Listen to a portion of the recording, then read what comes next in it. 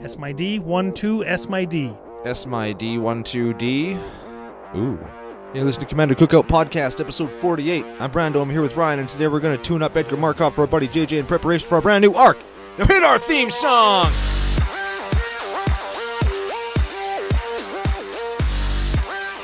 Hey Ryan, we're back for another whirlwind adventure. How you doing? Good. What's going down? Whole ton is going down. We're finishing up our friendship arc, talking about a tribal deck that our buddy JJ plays straight out of the box, and we're going to try and take it out of the box and make it something a little bit more CCO friendly. Yes, tribal, you say. Tribal, I say. Where could we be going with this?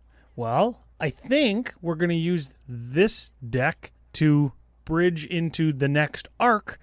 No intermediate, no interim episode, straight into Arc of Tribal. Arc of Tribal. Ooh. Now, that sounds like what Magic has been doing kind of as a whole over the last little while, what with Ixalan and Commander. So what are we going to do that's so revolutionary, Ryan? What are we going to do? We're going to go back into some of the history of our own show, and we're going to pick out some of the ridiculous tribes that we've made fun of, and we're going to build them. Oh, very excellent. Yes, so we're going to step away from the combo decks and the kind of tuned decks that we actually play against. We actually got called out on it by a couple of listeners on Twitter. They said, "What are you guys doing? This is so not CCO friendly. You guys suck." That kind of stuff. Well, we appreciate the trash talk. You guys. Yeah, very much so. Yeah. But yeah, so we're going to kind of go back to our roots, and we're going to build some you could call it jank garbage, but it's not jank garbage because all the decks we build are effing good. Pure gold. Gold Garbage, if you will. Yes, we have the Midas touch. Yes. Where it's still garbage, but it's pretty. Yeah. Make sure if you have the Midas touch, you don't touch your wiener. Yeah. Mm-hmm. Like, you remember, like, King Midas, right? He got all sad. Oh, I can't hug my kids. Oh, I can't eat some food. What when he tries to take a pee or wipe his butt? Well, he probably had servants to do that because he was a king, right? Oh, is that a thing that kings do? Well, if you're the king, you can do whatever you want. I'm the king of CCO Nation. Does that mean somebody's going to wipe my butt? Maybe Kyla? Kyla? Hit us back. CommanderCookout@gmail.com. Will you wipe my butt, given that I am the king of CCO Nation?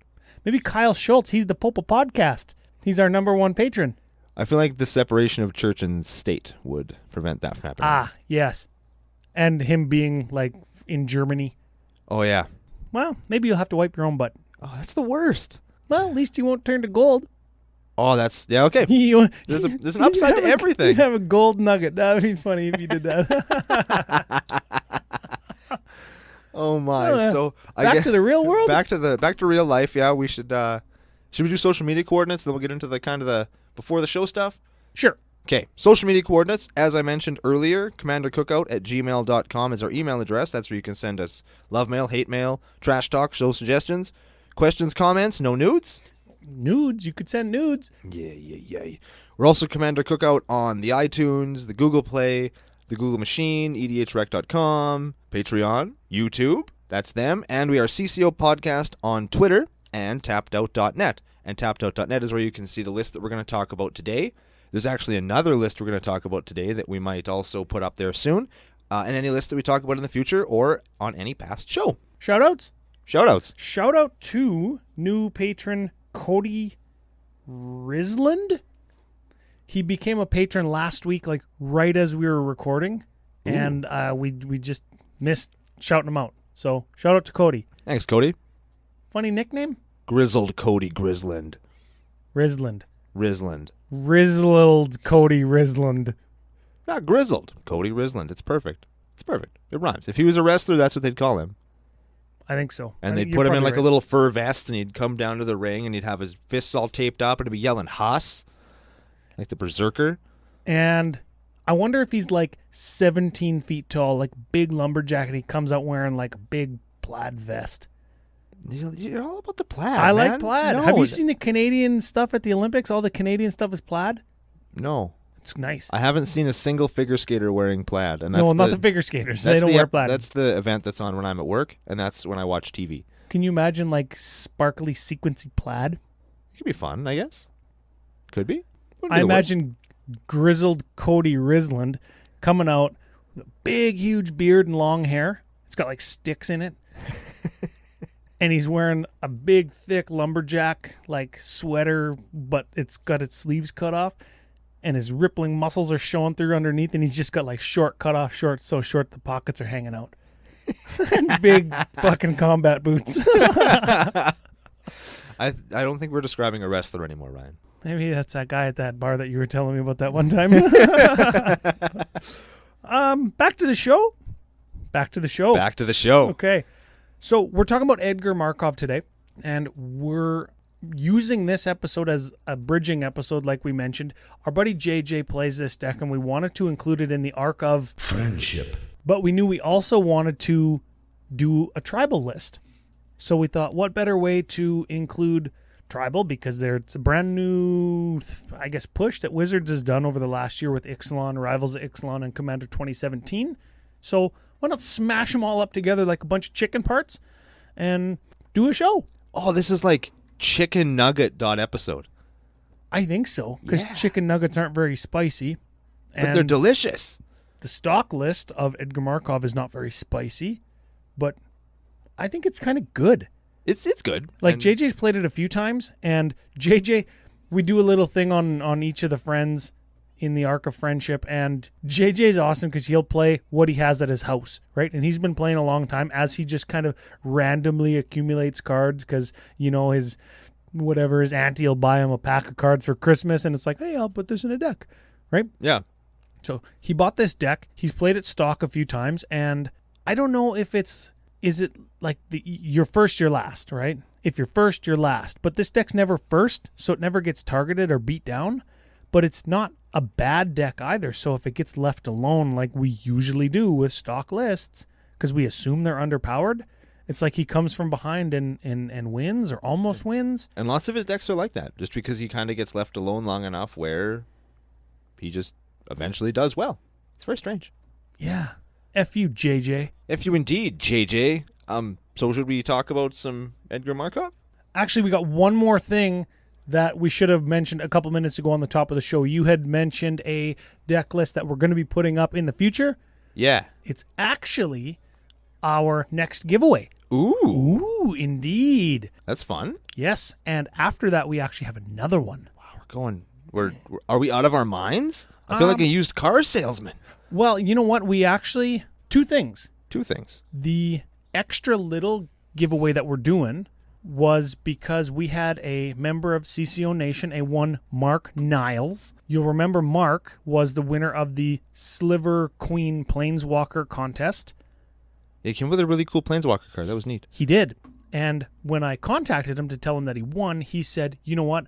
I've got lots of cards. I like slivers. I have lots of slivers. Why don't you guys keep the prize and give it away to another member of CCO Nation?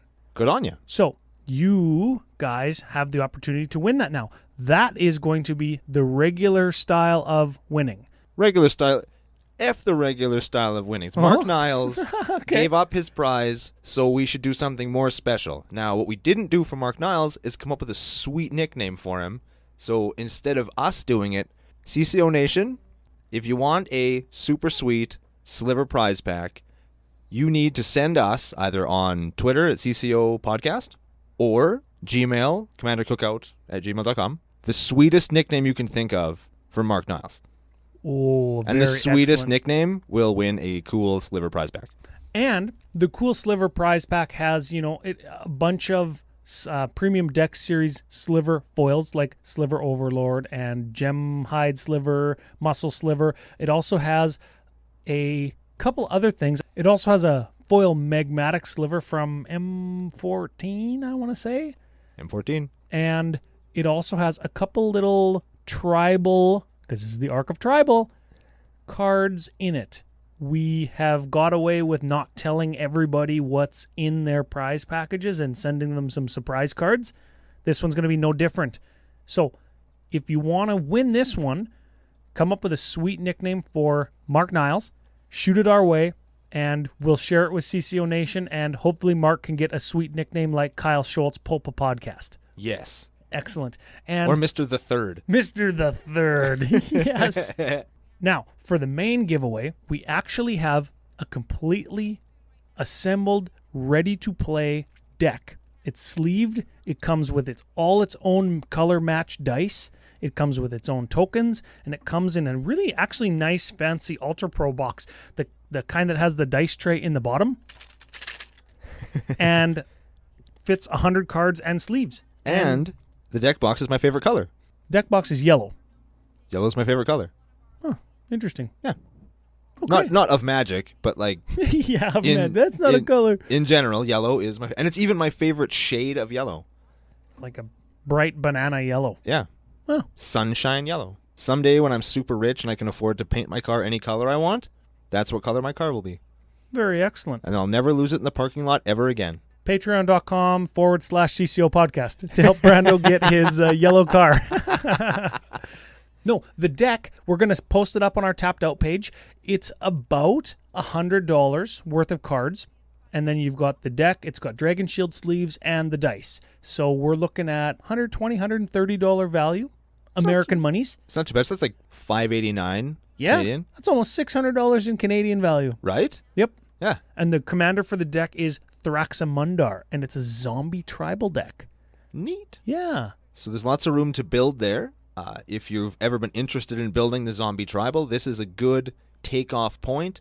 There will always be zombies, and there are so many zombies in Magic that you probably have some kicking around your collection, or you could go to any local game store, and you could pick up the stuff to tune this or spice it to flavor. Now, how do you win this fabulous prize, Ryan? Very good question. We are going to be launching our Facebook page for the Arc of Tribal. Oh my God. It's going up this week or next week, whenever this episode goes live. And for a share or a follow of our page, that'll get you an entry. Ooh. And that's the only way to get entries. Oh, so we're being dirtbag Yes. promoters. Oh. Now, you can double dip. Remember, if you are a patron at the whatever level, you get that many more entries, right? And this one is exclusive from any Twitter likes or shares or retweets or whatever you want to call it. This is a Facebook-specific contest. Sweet. So follow, share the page, you'll get entered. Excellent. And check out the deck. We'll have a link in the show notes to it. Yeah, it's a neat deck. It's fun. All right, now, should we talk about Edgar Markov? Okay, fine. All right. Let's do everything that you want to do. So Edgar Markov, a la Commander 2017. For those of us who are unfamiliar, here we go. Edgar Markov is a 4/4 for 6. It's broken down 3, red, white, black, so he's Mardu colors.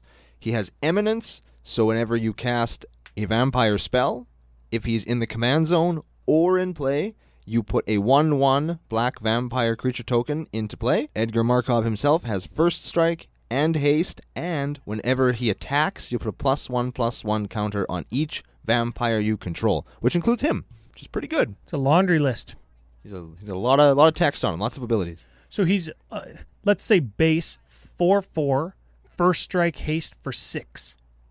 That's probably fine. And he turns into a 5/5 when he attacks, and then he turns into a 6/6 when he attacks. And it's an attack again. trigger, not a damage trigger, right? Right. Most vampires have when they do damage to a player, they can get bigger, or lots of them. Or do, when I a should creature say. they dealt damage to dies this turn. That was the classic Singer vampire from Alpha Yeah. ability, right? Yeah. Is he in here? Is he in the stock list? I feel like he should have been. I think he should have been, but he's not. Whatever. Whatever. Stupid wizard. Maybe we should put him in.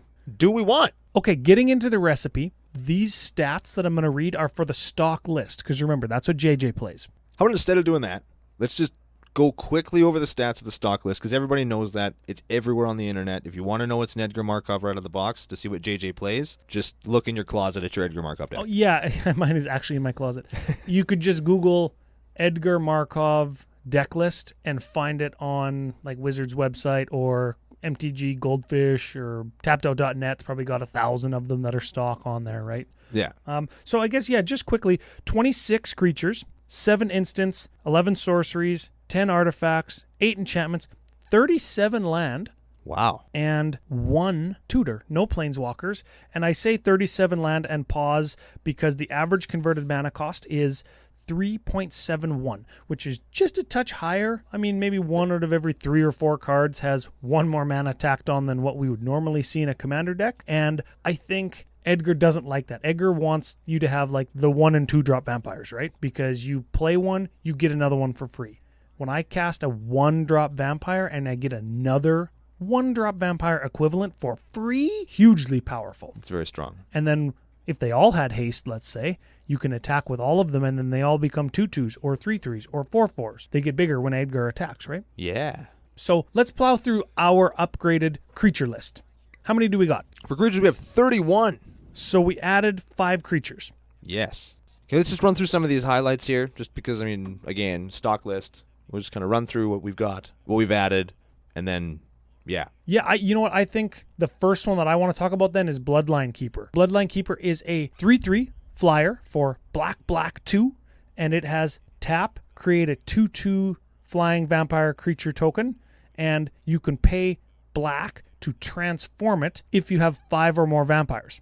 Which you definitely will. You definitely will. Yeah, you have 2 or 3 by the time you cast him, and then when you cast him, you get another one for free in addition to him. Yeah. So you can probably cast him. And he's like turn 3-4. If you saved him an extra turn, you could cast him and flip him on the same turn. Dang. Yeah, and for what is 5 mana. And he flips into a 5/5 flyer that gives other vampires you control +2/+2, and you can still tap him to make that 2/2 flying vampire. So pretty powerful card. That's a hell of a card. He's a token generator, and then when he flips, he becomes a lord. So definitely an upgrade there from whatever the hell we took out. I don't know, probably some dirty garbage. I added a Bloodthrone Vampire as well. Bloodthrone Vampire being a 1/1 for black 1, sacrifice a creature to give Bloodthrone Vampire +2/+2 until end of turn. Interesting sack engine.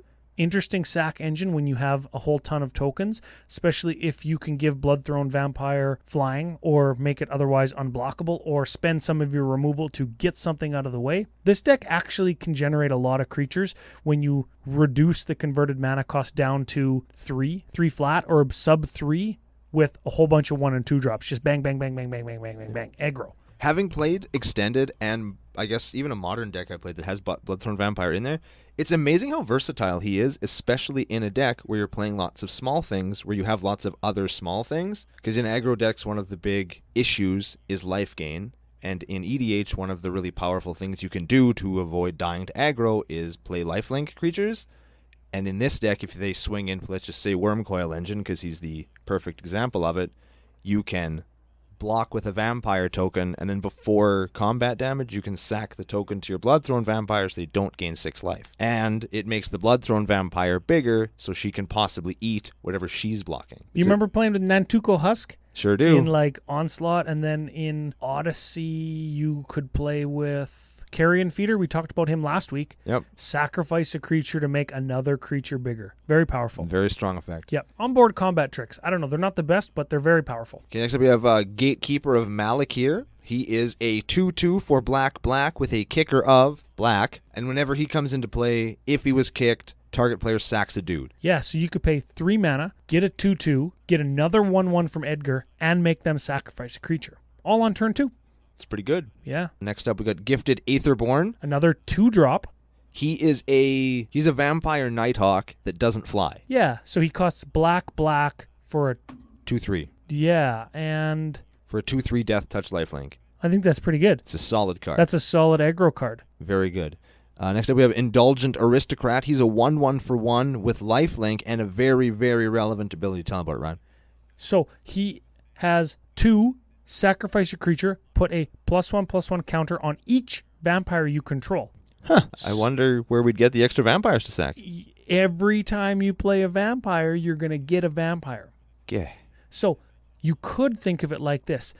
With Bloodthrone Vampire in play and Edgar Markov in your command zone or on the battlefield, every vampire you play costs or has a kicker of 2, sacrifice a creature. If you pay the kicker cost, every other vampire gets +1/+1 permanently. Dope. Yeah, and he's a 1-drop. Next up, we have Legion Lieutenant. I actually gave one of these to JJ last Tuesday because I got one in a booster pack. He's a he's a lord. He's a lord for 2, white black, 2/2.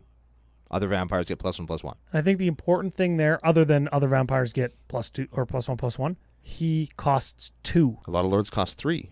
Yeah, so he's cheaper than other lords, and he's gonna bring a 2/2 with him when you have Edgar, right? Excellent. Yeah, it's like it's you're getting 2 2/2s for 2 mana. 2 2 2 for 2. He is the walrus. Just kidding. He's a vampire. He's gonna bite your neck. Their teeth are the same shape. Yeah. Next up of our additions, we have Malakir Cullblade. He's a 1/1 for 2. Whenever a creature an opponent controls dies, put +1/+1 counter on it. Oh, it seems like all of the meanest vampires are from Zendikar or Innistrad. Well, that's where vampires lived before they were pirates, and Conquistadors. they're all chasing Jace around. Yes. Stupid. Next up, we have Pulse Tracker. He is a 1/1 for a single black. Whenever it attacks, each opponent loses a life. Single black. So you There's get your key. So you get 2 1/1s for 1, and one of them will always do 1. Yeah. Superstar in Rakdos, FYI.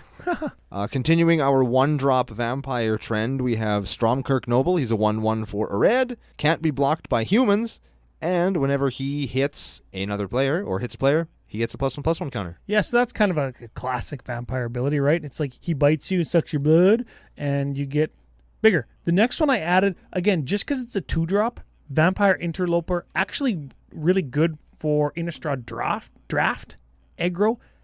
Vampire Interloper, 2/1 for black 1, flyer, can't block. Kind of a classic black ability because you want to be turning him sideways. And remember, when you play him, you're not getting 2 power, you're getting 3 power. And some of you are listening to this and you're saying, Brando and Ryan, what the F? Why isn't that a Bloodghast?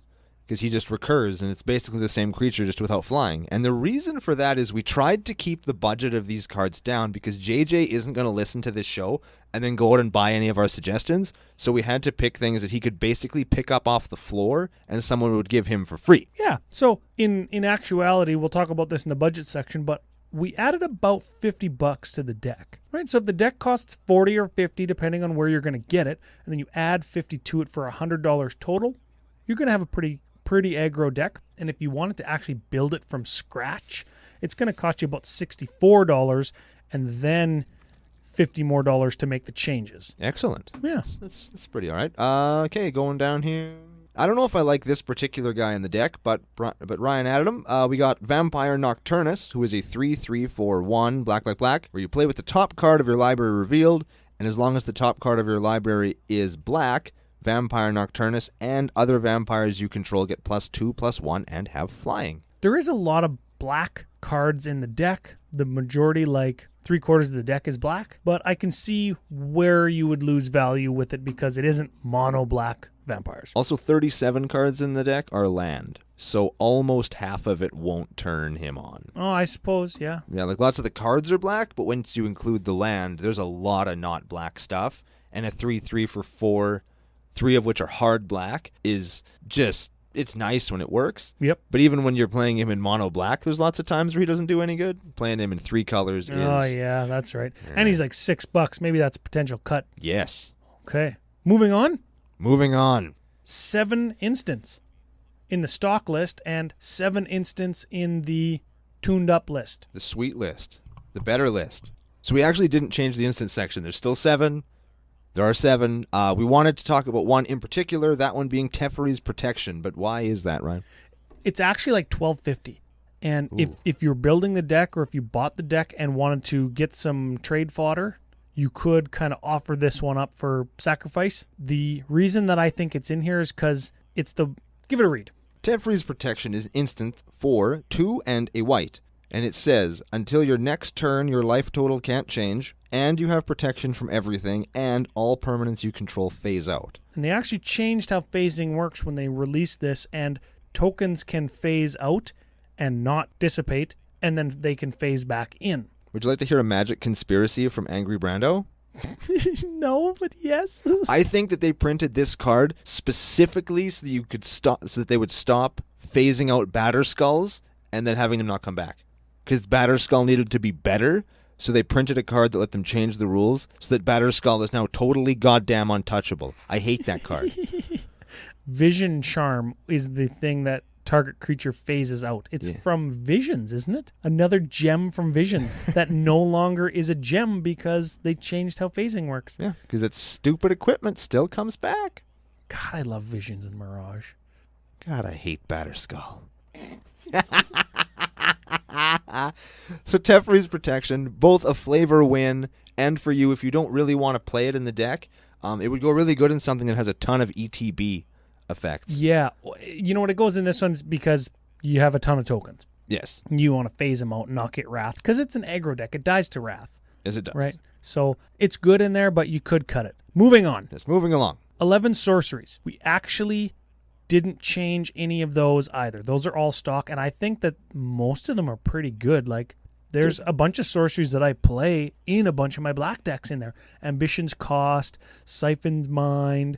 They're card draw spells. Kindred Charge is badass if you've never played with Kindred Charge. I'm not sure if it's just new for Commander, but... It was Yeah. C17 original. It's a great card. It gives you a copy of all of your attacking creatures. Yeah. Of a certain type, and you can beat wholesale ass with them. It's really cool. Yep, and since we're on the arc of Tribal, let's give Blood Tribute a read. Blood Tribute is sorcery for 4 black, kicker. Tap an untapped vampire you control. That's the Tribal element there. Target opponent loses half his or her life rounded up. If Blood Tribute was kicked, you gain life equal to the life lost this way. Woohoo! So, like, take 20. Is that our girl Olivia on the card? It is. And Soren and Edgar, specifically that art. The original art, I think, from Zendikar had, some Zendikar-looking vampire. I know that she's just an animated character, but Olivia and Valderin, so hot. 7 artifacts in our tuned-up list. Ooh. The only one that we added was a Coat of Arms. What does Coat of Arms do, Ryan? Coat of Arms. Now, preface, you have to be careful with Coat of Arms, particularly in this day and age, because there is more tribal decks running around. Yes. That's our public service announcement. Yes, but now we'll read you why that is. So it's an artifact for 5. Each creature gets +1/+1 for each other creature in play that shares a type with it. Holy shit. Yes, so if you have 10 vampires, they all get +9/+9. Yeah. And how would one have 10 vampires in a deck like this? You would have to cast 5, and you would have 10. That's excellent. And all of your vampires would get +9/+9. There you go. Of course, the danger of that is if somebody else is playing vampires or changelings or, God forbid, something that swarms just as fast as you are. Soldiers or saprolings. Or goblins or elves or something, you could eat a whole bag of dicks real fast. Yeah, your day would be over. So watch it. But I like that card. It's a very good card. There's also a Door of Destinies in here, which is a really sweet tribal card. Yeah, it's kind of the same. It's slow, but it only works for you. It costs 4. Choose a creature type. Whenever you play a card of the chosen type, it gets a counter, and then creatures of the type get +1/+1 for each counter on Door of Destinies. So I think another long game aggro card, right? Yes. Yeah. Okay. The other one I want to touch on is Herald's Horn, because that's new in 2017, and it's only about $5 now, but it was like 10 or 12 for a while. When it comes to play, choose a creature type.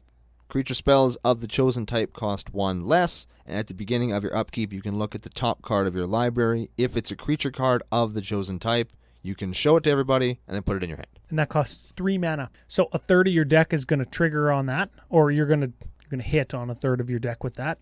And your 3 drops cost 2, your 2 drops cost 1. Don't mind that. Yeah. Lands, 37. Well, because it is a budget deck, we are sticking to basically the basic fetches. Terramorphic Expanse, Evolving Wilds. Some comes into play. Gain lands, the Karoo lands. Nomad Outpost is the tri-land, right? Yes. And then just some random utility lands, like there's a Kabira Crossroads in there. It comes into play tapped, gains you 2 life. There is a Path of Ancestry in there as well, which is a tribal land. It came out with Commander 2017. Comes into play tapped. You can add a mana of any color to your mana pool in your commander's color identity. And when you cast a creature that shares a creature type with your commander, you can scry 1. Very good land. That's excellent. It's like Command Tower 2 almost, right? Yeah. It's like downside comes into play tapped, upside if you're playing tribal, scry 1 every turn pretty much. Yeah, lets you filter your deck out pretty good. That's awesome. Yeah. If you wanted to spruce up the land section even further, you could do up a Vault of the Archangel. It taps for a colorless, or you can pay 2 white, black, and tap it. Creatures you control gain Death Touch and Lifelink until end of turn. That's pretty good. And it's $3. I think $3 is fine. It's not too bad. It's between $3 and $5. So like 14 and 100 Canadian. Yep. And the foil ones are like 30. That's the Commander tax. Yeah. Commander tax. I like that. Because we live in Canada, so you know all about taxes. Yes. Yes. Good thing we don't live like in Finland or Norway or something. But if we did, we'd have better education and nicer roads. That's true. And if you compare Finland or Norway or Sweden to the United States, less guns. Some political commentary for you. Yeah. Okay, enchantments. We added a couple here that I think are actually really good for the deck. First one, Anointed Procession. That is for 3 and a white. If an effect would create 1 or more tokens under your control, it creates twice that many of those tokens instead. Yeah, so you cast your 2-drop, you get a 1/1 and another 1/1. So the 2/2 that brings in a 2/2 for 2 now is a 2/2 that brings in 2 2/2s for 2. 2. I think the message there is spend 2 mana, get 6 power worth of dude. That is excellent. Yeah. The card does cost $9. It is a little expensive, but it's worth it in this deck. I think get them now too. Hey, they're only going up. Yeah, the odds are they're probably not going to reprint that. Yeah, they haven't printed Parallel Evolution. Yeah, they Parallel Lives, I mean. Every time they print a card like this, I feel like it comes back to bite them in the ass. Mm-hmm. And I feel like this is no different. So they're going to try and pretend like they never did it. Just like Doubling Season. Yeah, they're just going to pretend like it doesn't exist. Next up, we have Cather's Crusade. This Another is good one in this one, yeah. It's one of Ryan's favorite cards. It's an enchantment for 3 and 2 white. Whenever a creature enters the battlefield under your control, put a +1/+1 counter on each creature you control. I don't even want to do the math on that 2/2 for 2 that gives +1 and gives another 2/2. And I'm not doing it again. I'm not doing it. Nope. Your guys get big, turn them sideways, beat wholesale ass. And you, in the example of the 2/2 for 2 that brings in 2 2/2s, they'd actually all be 3 3s. And they would all trigger they'd be 6 Cathar's 6s. Crusade individually. They'd be 6 6s.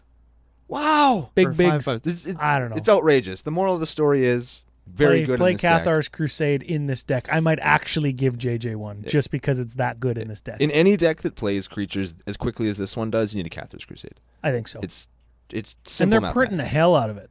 Yeah, like it was in Commander 7 or 16. It was in like 15 or 14, and it was in Avacyn Restored or whatever it was in. Either way, it's $250. Just pick a couple up. Again, they might be a little bit trickier to find in like the local game stores because they probably are pretty popular from Commander. Yeah. But they're worth picking up if you're making an order or something. Just throw a couple in there. You will not be disappointed. For sure. Now, last enchantment that we added, Stensia Masquerade. What the hell is that? Yeah, I know, right? That's like I think it's probably a vampire staple. It's got another hot lady on it, too. So it's an enchantment for 2 and red. Attacking creatures you control have first strike. Dope. New paragraph. Whenever a vampire you control deals combat damage to a player, put +1/+1 counter on it. It gives all of your vampires vampire ability. But wait. There's more. There's more. It also has madness. So if for some reason some jerkball decides to make you discard this, you can just play it. So discard that sweet enchantment.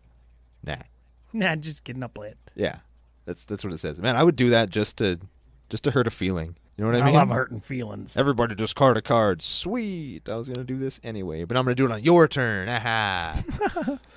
Okay, so just to give you a little bit more feel for the deck, because we're going to be running short on time with some of our other suggestions, there are 7 card draw spells, 9 targeted removal, 5 mass removal if you include Anawan the Ruin Sage and Butcher of Malakar. So those are both vampires. Anawan the Ruin Sage makes, at the beginning of your upkeep, each player sacrifices a non-vampire creature. You won't have to sacrifice any. And Butcher of Malakar is a 5/4 flyer for, he's got 7, but whenever Butcher of Malakar or another creature that you control dies, each player sacks a creature.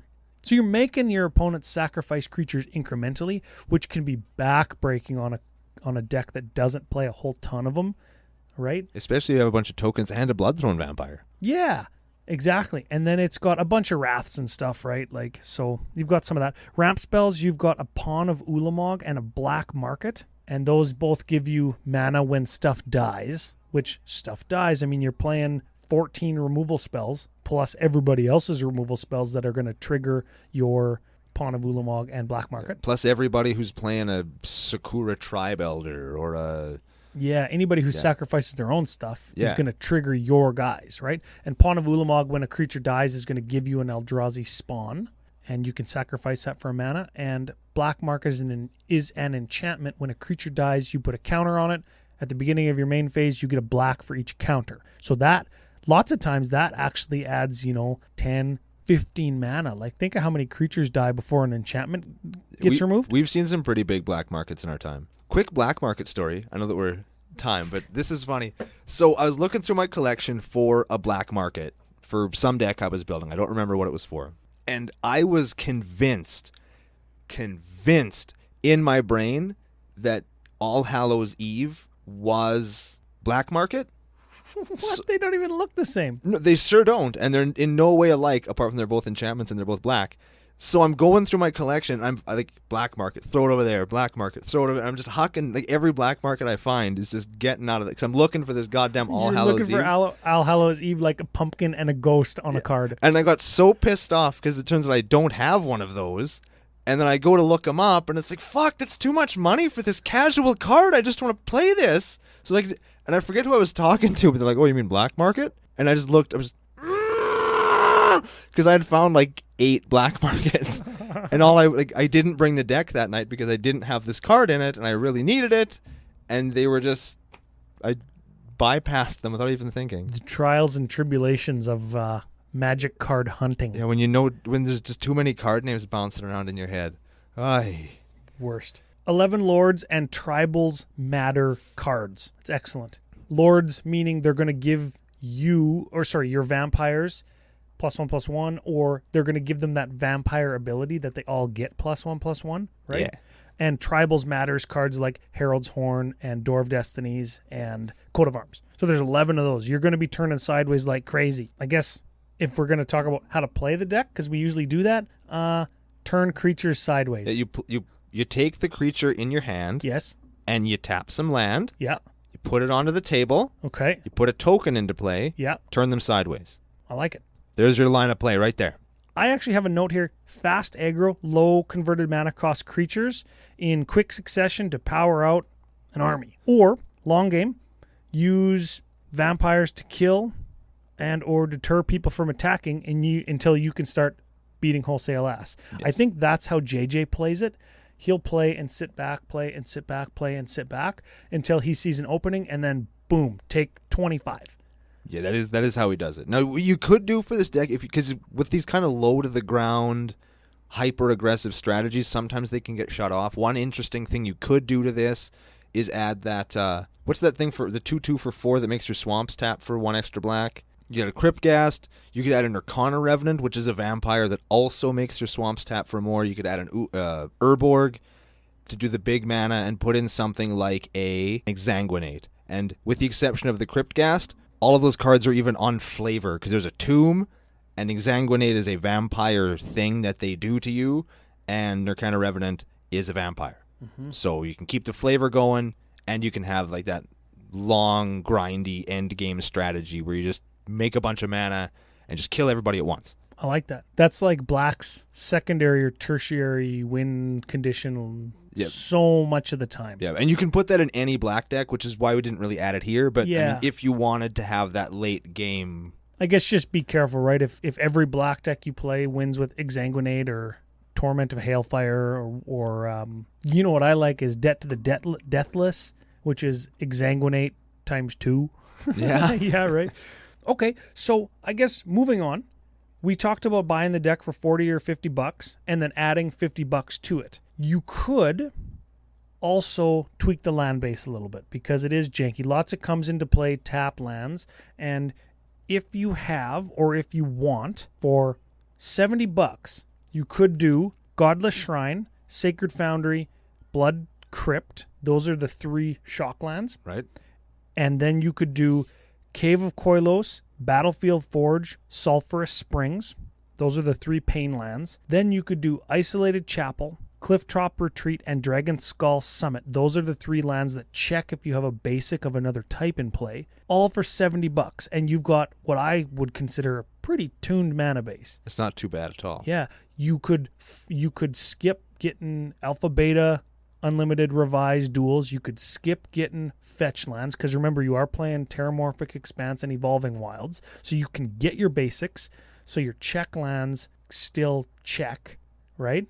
you can get your pain lands, and you can get your shock lands, and none of those come into play tapped, which is important when you're playing 1 and 2 drops. No, none of those. We didn't really mention. I think that in a deck like this, where there are so many hard, what do you call them, pips? Yeah, hard pips. I think that if you wanted to invest a little more, you could skip on the pain lands and go for the filter lands instead. Your Fetid Heath and your whatever the hell the other two were called. I can't think of them off the top of the head. Graven Cairns is the red-black one. Those are pretty cheap. They're common. Well, Fetid Heath is actually pretty expensive. Are Fetid Heath big money now? Fetid Heath is money, yeah.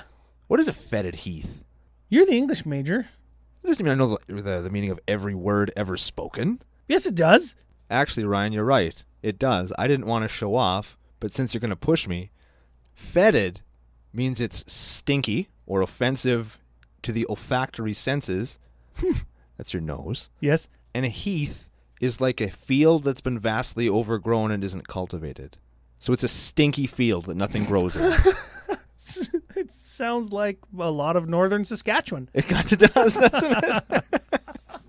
Every slough or swamp or bog in from Saskatoon to Yellowknife, I'm sure, in northern Canada for people not from Canada, I'm sure every slough or swamp has a fence running through it. How do they get those fences in there?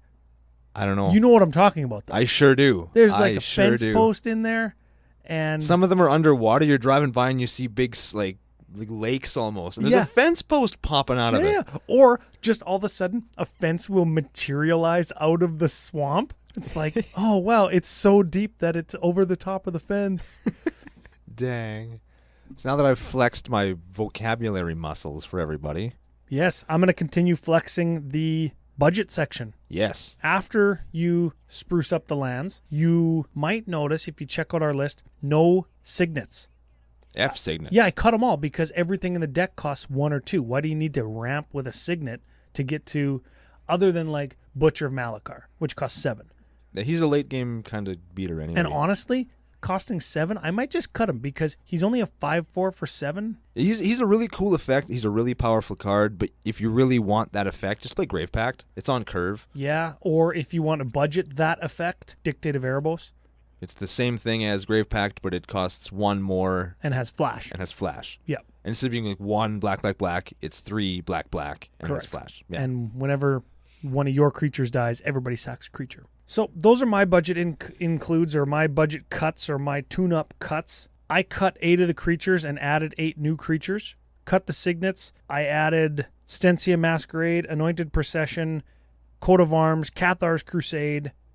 What do you think you would add? Because you added a maybe board to our list. Yes, I did a maybe board. What I did, again, just in the spirit of how we're doing this for JJ, I only picked things that I had in my trade or extras binder. Excellent. That's how JJ does it. Yeah, so these are things that JJ could possibly come by. First one, Blood Crazed Neonate. That's a 2-drop. I considered this one. I have it in my notes, but didn't add it. He's a 2/1 for 2. Attacks every turn if able, and it has that vampire ability to give itself +1/+1 counters. When it deals damage to a creature. Correct. Yeah. To a player. Yes. Next is Blood Crazed Paladin. He's from Ixalan. He is a 1/1 for 1 and a black with flash, and he enters the battlefield with a +1/+1 counter on it for each creature that died this turn. So if you happen to get wrathed, you got a giant beater for 2. Yeah, and keep in mind that your 1/1s for 2, like those last 2 cards that we just read, are actually 2 power for 2 mana. Very good. Yeah. Next, I had an extra Drana. She's a 2/3 for black 1. She's flying first strike. Whenever she deals combat damage to a player, you put a +1/+1 counter on each attacking creature you control. So she's kind of like Edgar 2. She is mini Edgar. Then we got Alendra the Dusk Rose. I put her in there just because I thought you would appreciate that. Oh, yeah, that's my new deck I'm building. You just built her. She's a 1/1 for 4 with lifelink, and whenever another creature dies, you put a +1/+1 counter on her, and then whenever she dies, you get a 1/1 lifelinking vampire for every +1/+1 counter that was on her. And vampires will die. Trust me. Lots of things will die. This is my favorite one of my additions. I like this guy lots. I think this is him anyway. Guldraz Overseer is a 3/3 for 4 and black with flying, and it has landfall. Whenever a land enters the battlefield under your control, creatures you control get +1/+0 until end of turn. And if that land was a swamp, So if you have an Urborg Tomb of Yawgmoth, all your creatures get +2/+0 instead. Whoa. So with Urborg, if you play that, let's say, what's that fetch land I like to play so much? Myriad Landscape that finds 2. Yes. So it comes into play. Everybody gets +2/+0. Sack it to get 2 basics. All you guys get +4/+0. And now you're beating wholesale ass. So excellent. Now, the only caution I would say with that is this deck, even with our tune-up, doesn't play Urborg. So just be weary. But yes, Myriad Landscape, very good with that. Even if you just go and find 2 swamps. Yes. It's super duper good. Yep. I'm not sure. This might be loose, but I thought it might be kind of good just because I had an extra one. Markov Blade Master is a 1/1 for 1 red with double strike and vampire. Can we just call that ability vampire? I think so. Like we had that one ability Whenever it called deals Snake. damage to a player, put a +1/+1 counter on it. Yeah. So if you can sneak him through somebody with no blocker, or her, I guess. I like that because it deals damage twice. Yeah. She's neat. It's a 1/1 for 3 that is actually kind of like a 2/1. That turns into a 3/3. Yeah, and you also get another 1/1 with it with Edgar. Yeah. I think it's good. I think And it's when solid. it attacks, it gets a +1 too, right? Oh no, Edgar has to attack to give everybody +1. Yeah. But she's a good card. Next up, we're going all the way back to, what is this, 5th Dawn? Yes! Fifth so Dawn excellent. I from- have one of these. For Mephidros Vampire, another 3/4 for 4 and black with flying. It makes each creature you control into a vampire into each of its other types, and it gives them all vampire. Huh. Is it the original vampire? Oh no, Singer Vampire. We already talked about that. Yes, we just kind of neat. If you happen to play something that isn't a vampire because you're tuning it or you want to do that, but it gives all your dudes vampire, which is critical because even if they are vampires, they get vampire still. So your vampires without vampire get vampire. Vampire. So now I got 2 of the best vampires ever printed, ever in life. We have Torian Mauler and Mirror Entity. They are shapeshifters, 4/3 vampires in addition to being every other creature type. Torian Mauler gets a +1/+1 counter every time an opponent plays a spell. Yep. So he can become immense very quickly. And Mirror Entity is a 1/1.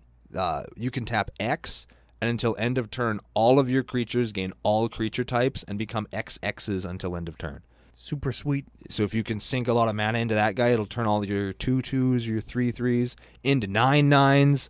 And then if you have Coat of Arms, they have every creature type of everybody on the battlefield, so they get even huger. Correct. Yep. So good. Moving into some flavor-ridden enchantments. Oh, I know this one from a couple weeks ago. You said you hated it. I do hate it, but I like it in this deck because Okay. it's budget and it gives some much-needed card draw to the deck. Yep. In Argul's Bloodfast, it's a black enchantment, 1 and a black, and then for 1 and a black, pay 2 life, you draw a card. And then the other ability is worthless, and I hate it, and screw it. When you have 5 or less life, flip it, and you get a Diamond Valley, Yes. which is tap, sack a land. Sorry, it's a land that says tap, sack a creature, gain life equal to that creature's toughness. So, I mean, maybe if you're going to lose, it might pull you out, but probably not, because it's not very good. But it gives you some good card draw. Next up, I really like this card. Cover of Darkness is an enchantment, also for 1 black. It's a little on the expensive side. It's 300 Canadian dollars, or about $7 American. Yep.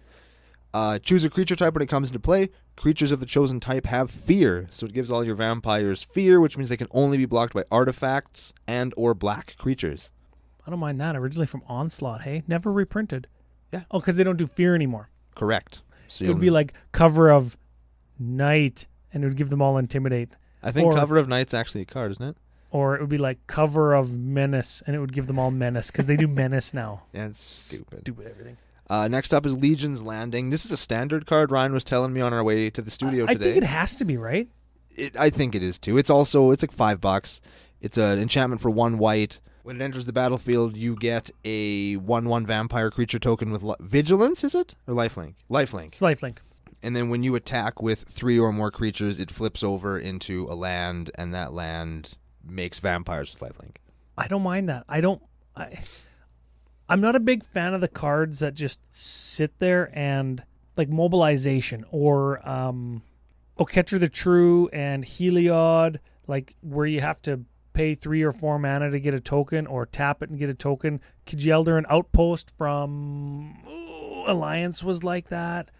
They're just not my type of card. And if it's $5 and we can put something that's going to beat more ass in there for like 50 cents, I'm game. Definitely do that, yeah. Going down, we got Profane Procession. It's another one. It's another new card. Just, again, have it laying around. It's an enchantment for white, black 1, and then for white, black 3, exile target creature. If there's 3 or more creatures exiled with it, you can flip it over. Once it's flipped over, it also turns into a land that adds 1 mana of any color to your mana pool, or you can go white, black 2, tap, put a creature card that has been exiled with it into play under your control. Yeah, that's a new one from Rivals, right? And fits the bill like all of these have thus far. It's $1.25, and it's a spot removal for a great big beater, which is the thing that's going to beat this deck. A blinking massacre worm would be a nightmare for this deck. We dealt with that the other day when we were playing me and you and stupid Jesse. F you, Jesse. Next up, we have Radiant Destiny. This is another good one. Enchantment, white, 2, comes into play. Choose a creature type. Creatures of the chosen type get +1/+1 in Vigilance as long as you have the City's Blessing, which is you have 10 permanents, which in Commander isn't even really a requirement. Because you're always going to have 10 permanents probably, especially in a deck like this where you're going to get your 2-for-1ing every permanent. Exactly. You're going to go you're going to go land, 1-drop vampire, get a token, land, 2-drop vampire, get a token, land on your turn 3 to get, what is this card? Radiant Destiny. Radiant Destiny. That's already 8. It's already 8 permanents. So on turn 4, you go land anything. You go land this, and that's it. Basically, I guess not. Lastly, we got 2 more. Shared Animosity, not really a budget card, but another card that's really good in a tribal deck that's lower to the ground. I like this one. Creatures that get +1/+0 for each attacking creature that shares a creature type with them. So all your vampires turn into little tiny mini goblin pile drivers. And anybody who's ever played with Goblin Pile Driver knows how good that feels. Yes, you're going to turn your vampires into ass-beating goblins. Yes, and that's excellent. And lastly, but not leastly, if you don't want to pay for a swords or a path, you can always pay 200% more mana, but 800% less money, and play a Crib Swap. Crib Swap. Which is a remove target creature from the game. Its controller gets a 1/1 changeling. You know what? I think that's a loose include because you're going to give them a changeling, which is a vampire. That's true. And if you got Coat of Arms, they're going to have like a 10/10. You're getting rid of their 5/5 Sarah Angel to give them a 10/10 vampire. But if you don't or have their 4/4 Sarah Angel. If you don't have Coat of Arms, plus it counts as a vampire spell. So I think when you play this, you get it. How does that go? When you play that, do you get another vampire spell? That's right. So when you play Crib Swap, you get a vampire. Super secret tech! Woo! Hooray! So that's my little maybe board. You can check that out on tappedout.net if you go look at the deck list. Yeah, for sure. It's all there. So, final thing, because we're not going to do Milk List today. We're not going to do Spice Calculator today just because the deck is a little bit all over the place. And we wanted to make sure that JJ got all the recommendations that we had for the deck. But we do want to do a little bit of a strength and weakness section. Now, we did cover some of the strengths and weaknesses already. We said it's aggressive, it's fast. Another strength, it's inexpensive. You could just buy this deck and play it. That's what JJ did. Spent $45 or $50 and pick up a couple freebies for gives for 50-cent type cards and have a pretty ass-beating deck. Like a lot of the recommendations that we have made, with again a few exceptions, are things that if you have good friends in your playgroup, they'll either give them to you or you can just do like junk trading. If you just have a junk pile trading. of stuff. That's my favorite kind of trading. Yeah, it's my favorite thing. I bring my trade binder everywhere I go, but nobody likes to do junk or commander trades really at the events I go to. So it's hard to trade cards, and that makes me sad. Because I love trading cards. I even have cards that are good that they want, but nobody brings their binders anymore. And if they do, it's like, oh, here's all my dual lands and planeswalkers that I don't want anymore because I'm selling out of standard for the 14th time because I live in my parents' basement. Yeah, now that Jace is legal in Modern again, I'm just going to play Jace all the time. Yeah. And lose on turn 4 when you tapped out for Jace. Yes. Dink. The other strength of the deck, it's highly tunable. I mean, we talked kind of about 2 different paths where you can swarm in with aggro beatdown strategy, or you can play a little bit of a longer, grindier game, maybe with some of Brando's includes like Legion Landing and Profane Procession, like that, right? Right. Weaknesses, hard to play the aggro game with all of the tap lands that it plays. Yes. So if you were going to spruce the deck up with some actual dollars and cents, I would spend them on lands that do not come into play tapped. Correct. And we did look at those filter lands, and they are a lot of money. Fettered Heath is like $50. Battlefield Forge, whatever the damn red Rugged white one. Prairie. Rugged Prairie was 20 or 25, and Yeah. then little old Graven Cairns is $250. $250. Yeah, definitely pick that up. Definitely pick up Graven Cairns for this deck. Filter lands are excellent. It's going to let you hit your turn 1 like red Stromkirk Noble, and it's going to let you hit your turn 2 Aetherborn Vampire. Yeah. Bang, bang. And you've got like 17 power worth of dudes on turn 2. Let's do a more ridiculous example. You can go Mountain Stromkirk Noble, Graven Cairns, tap those for double black to play a Bloodghast. Yeah, that's what I meant. Yeah. We said the same thing. Did we? Sort of. Good. Okay. Because we're both smart guys.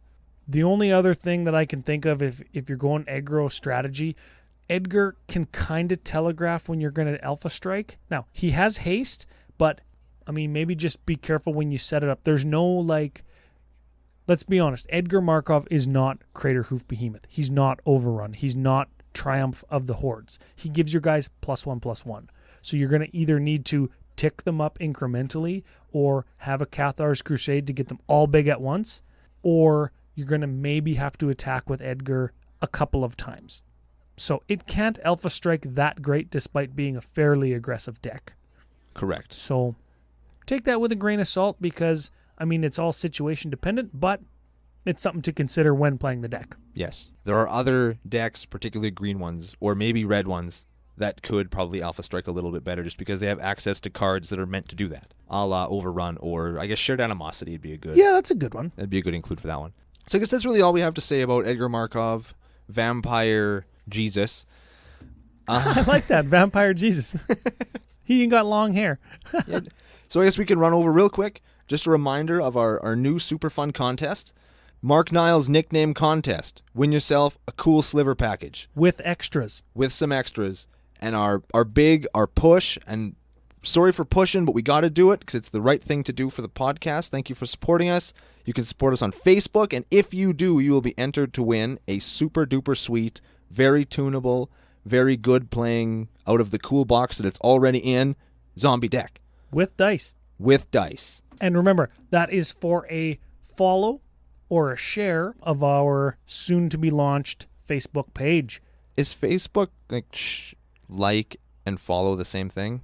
When you like something on Facebook, at least from my phone when I do it, it automatically makes me follow the page.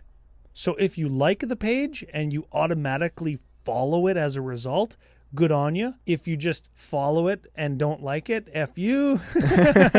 No, but it should do it automatically. Cool. And of course, if you share the page or share any of the content on the page, I think that's fair to do as well, because we're going to be posting up some infographics there on some kind of Commander Cookout stuff. Yeah, like openflippy.drinky. Oh, maybe we should do that tonight. Smitty's coming over. Ooh, we could. We can stop and grab some packs or something. Oh, do you remember the flea market we went to? Yes. We went to this flea market just randomly. It was down the road from Brando's house. And we seen the dollar store repacks that we buy for openflippy.drinky. And I saw a whole big hanging down section of guys selling magic stuff. And I was like, yes, that's why I came here, to get cheap magic cards. So I go over and I say, like, hey, wait a second. These are dollar store repacks. And the corner where the price tag was at the dollar store was all cut off, all the packages. Instead of $1, he was selling them for $2. What a piece of shit. God dang, what the heck? So I tried to go to the flea market to get some super sweet deals, and I would have ended up paying twice as many monies. 100% more monies. That's like, that's terrible. That's a kick in the face. That's what that is. Yeah. Yeah, it's bad news. Bad So, news bears. Final thoughts of the day. Final thoughts of the day. Not a whole lot to say. We did just kind of spice up a stock list self-servingly for one of our friends who we really want to be better. So, JJ, get better. # be better. That's what my wife says to me all the time. And that really just kind of sums it up. Just be better. Even when you see things out of the box that are good, you can always make them into something better, something more, and something that's a lot more fun. And if you look at those things and you're not quite sure how to make them more fun, You can always join us here for the next episode of Commander Cookout Podcast. Hit our theme song! Woo! Did it. Plaid?